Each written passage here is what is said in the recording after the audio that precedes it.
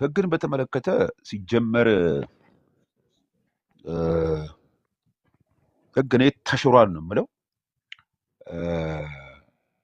ተሽሯል የምልበት ምክንያት እንዴት ነው ተሽሯል ብዬ ስናገር ህግ በክርስቶስ ኢየሱስ ለዳነ ሰው አይመለከተውም። ህግ የሚባል ነገር አይመለከተውም። እሱን ህግ የተሰጠው ለሱ አይደለም።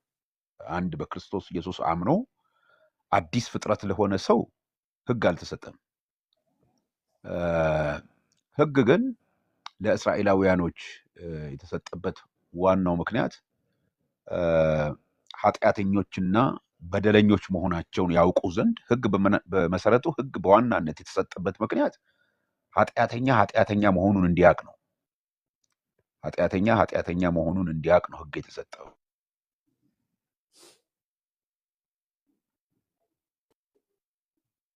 የሚያደርስ ሞግዚት ነው። ስለዚህ ክርስቶስ ከመጣ በኋላ ህግ ዘመን አብቅቷል። ስለዚህ ጌታ ኢየሱስ ክርስቶስ ማንም ህግን መፈጸም የቻለ ባለመኖሩ በሰው ልጆች መካከል እሱ ደግሞ እንግዲህ በዋናነት ህጉ የተሰጣቸው ሰዎች ህጉን መፈጸም ያልቻሉበት ምክንያት በኃጢአት ከመጣው ብክለት የተነሳ ነው።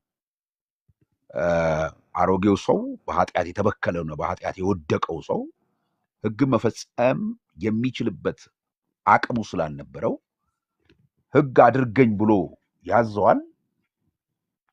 ህጉ አድርገኝ ተብሎ የታዘዘው ሰውዬ ግን ህጉን መፈጸም ስለማይችል ህግ ተፈጻሚነትን ስላላገኘ ጌታ ኢየሱስ ክርስቶስ ደግሞ ከኃጢአት የጸዳ ሆኖ የመጣ በመሆኑ ኃጢአት የሌለበት በመሆኑ ህጉ የሚጠይቀውን ተፈጻሚነት ህጉን ወደ ተፈጻሚነት ያመጣውና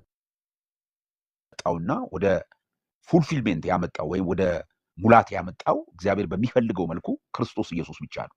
ስለዚህ ህግ ወደ ክርስቶስ የሚያደርስ ኃጢአተኛ መሆናችንን ይነግረናል፣ ወይም ደግሞ ኃጢአተኛ መሆናቸውን ይነግራቸዋል።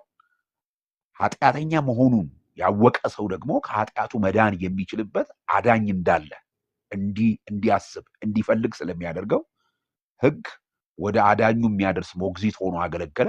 ክርስቶስ ሲመጣ ግን ህግ የሚባለው ነገር የህግ ዘመን አበቃ ማለት ነው። ስለዚህ አሁን ህጉን መረዳት ያለብን እንዴት ነው? አሁን ህግና ጸጋ እንዳይምታታብን ጥንቃቄ ማድረግ ያስፈልጋል። እኛ ከህጉ በላይ ተደርገናል። ህጉ የሚገዛን ሰዎች አይደለንም። ከጸጋ በታች ሆነን ከህጉ በላይ ተደርገናል። ስለዚህ አሁን ምንድን ነው?